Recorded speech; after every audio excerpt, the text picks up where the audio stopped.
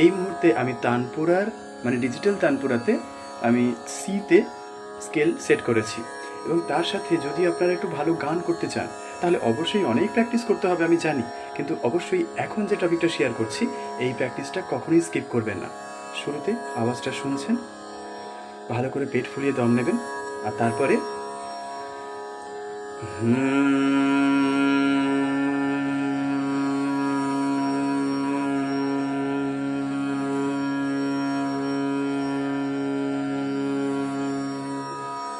গলার দিকে চাপ দিয়ে নয়, অর্থাৎ এরকম নয়, জাস্ট ন্যাচারালি যে সাউন্ডটা আপনি করে শান্তি পান, যে সাউন্ডটা আপনার কাছে ন্যাচারাল।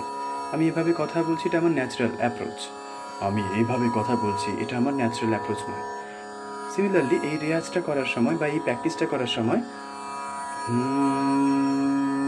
একদম শান্ত হয়ে জাস্ট এই দিকটাতে যেন আওয়াজটা হিট হয় সেটাকে নিশ্চিত করুন। দেখবেন এখানে একটা ভাইব্রেট টাইপ আপনি ফিল করতে পারবেন, লিপসগুলোতেও ফিল করতে পারবেন, এবং কপালে একটা ঝিনঝিন টাইপের, মানে ওখানে একটা ফিলিংস আপনি পাবেন। ঠিক আছে, এটাকে প্র্যাকটিস করবেন ডেলি।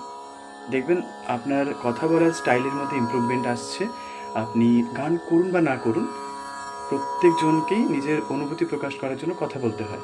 সেই কথা বলার সময় খেয়াল করবেন যে অনেকটা শার্প বা অনেকটা খোলামেলা আওয়াজ কিন্তু আপনি পাচ্ছেন যদি এটাকে রেগুলার প্র্যাকটিস করেন।